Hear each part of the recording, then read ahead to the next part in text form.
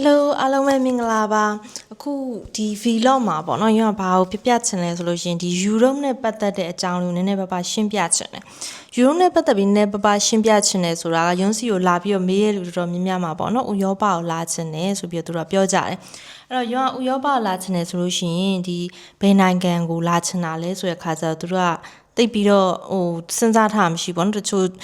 by name Germany တို့ဘာတို့ရှိပြီးသားလူကလွယ်တချို့လူတွေကြတော့ဥရောပဖြစ်ရင်ရပြီပေါ့ဘယ်နာဖြစ်ဖြစ်လာလိုက်မယ်ပေါ့နော်ဘယ်နာဖြစ်လာလိုက်မယ်ဆိုတော့ရောပြချင်တာကဒီဥရောပကဒီရှန်ကန်နဲ့ရပေါ့နော်နိုင်ငံတွေပဲဖြစ်ဥရောပနိုင်ငံတွေပဲတစ်နိုင်ငံနဲ့တစ်နိုင်ငံလုံးဝမတူဘူးဒီက borderless ဖြစ်တယ်တစ်နိုင်ငံနဲ့တစ်နိုင်ငံ visit သွားလို့ရတယ်visa မလိုဘဲနဲ့ကူးလို့ရတယ်အဲ့ဒါဟုတ်တယ်ဒါပေမဲ့တကယ်တမ်းကိုနေထိုင်တော့မယ်ဆိုလို့ရှိရင်ကြတော့ကာချာတွေလည်းမတူဘူးသူ့ရဲ့လစားတွေလည်းမတူဘူးနေရထိုင်ရတဲ့ဟာလည်းမတူဘူးပေါ့နော်တော်တော်လေးမတူဘူးဒီမှာနေပြီးသားလူတွေဆိုရင်သိတယ်ဒီမှာနေပြီးသားလူတွေဆိုလို့ရှိရင်ကြာရင်ကဒီတနိုင်ငံဘာတွေကွဲလဲဆိုတော့သူခွဲတတ်နေပြီပေါ့နော်ဒါပေမဲ့ကိုရီလည်းမရောက်ခင်တော့ဆိုလို့ရှိရင်တော့အကောင်လုံးတူနဲ့နူလိုပဲစိတ်ထဲထင်တာပဲဒါပေမဲ့စဉ်းစားကြည့်လိုက်ပေါ့ကိုရီဆိုလို့ရှိရင်လည်းအေရှားဆိုလို့ရှိရင်ဒီဂျပန်နဲ့တရုတ်နဲ့မတူလေနော်ကာချာလည်းမတူဘူးသူတို့ရဲ့စီးစနစ်ပုံစံချင်းတွေလည်းမတူဘူးပေါ့အဲ့လိုသဘောပဲဒီမှာဆိုလို့ရှိရင်လည်းဂျာမနီနဲ့ပေါ်တူဂီနဲ့လည်းမတူဘူးသူတို့ရဲ့ဇယိုက်တမို့ဂျာမနီဆိုလို့ရှိရင်အရန်စီးစနစ်ကြရပေါ့နော်ဒီပေါ်တူဂီဆိုလို့ရှိရင်ကိုရီအေရှားလိုပဲဒီလောက်ကြီးစီးစနစ်မကြဘူးလက်ပုံစံမျိုးပေါ့နော်အဲ့ဒါမျိုးပိုရှိတယ်အဲ့တော့ပြချင်တာကလာမယ်လို့စဉ်းစားရဆိုလို့ရှိရင်ဘယ်နိုင်ငံလဲဆိုတာကိုအရင်လေ့လာပေါ့နော်အရင်လေ့လာဖို့လိုတယ်ပြီးတော့ကိုလုပ်ငန်းနဲ့ပေါ့ကိုတကယ်လုံးမဲ့အလုပ်နဲ့ပိုကြိုက်တဲ့ဥစ္စာမျိုးရွေးတင်တယ်ဥမာအဖြစ်ဆိုလို့ရှိရင်ကိုပိုင်စီးပွားရေးလုပ်တယ်ဆိုလို့ရှိရင်ပေါ်တူဂီလာတင်တယ်ဘာဖြစ်လို့ပေါ်တူဂီကိုလာတင်လဲဆိုလို့ရှိရင်ဒီပေါ်တူဂီမှာကစီးပွားရေးလုပ်ဖို့အတွက်စာရေးစာတမ်းလုပ်ရတာရမ်းလွယ်တယ်ဖင်လန်ဆိုလို့ရှိရင်စီးပွားရေးလုပ်ဖို့တော်တော်ခက်တယ်ပြောတယ်အဲ့တော့အဲ့လိုမျိုးမဟုတ်ဘူးဒီဘက်မှာကြတော့စီးပွားရေးလုပ်ရတာရမ်းလွယ်တယ်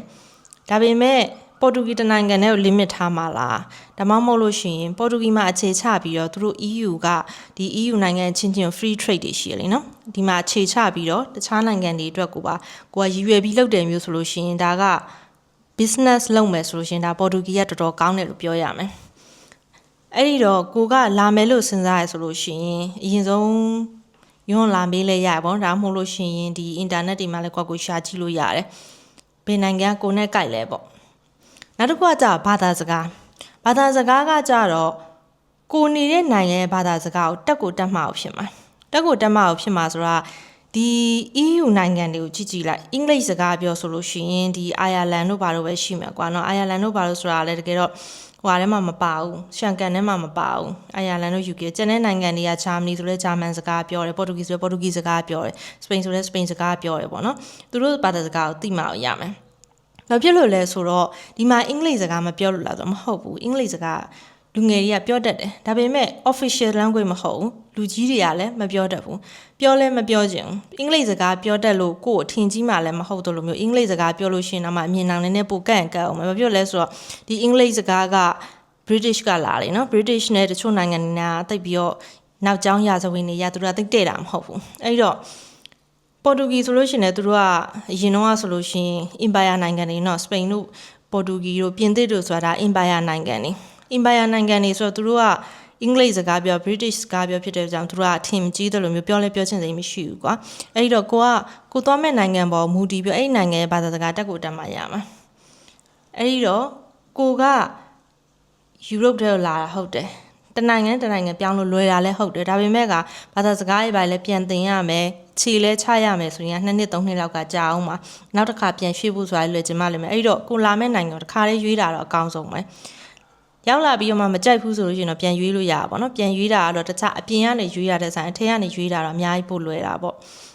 ဒီနေ့ကတော့ဒီလောက်ပါပဲ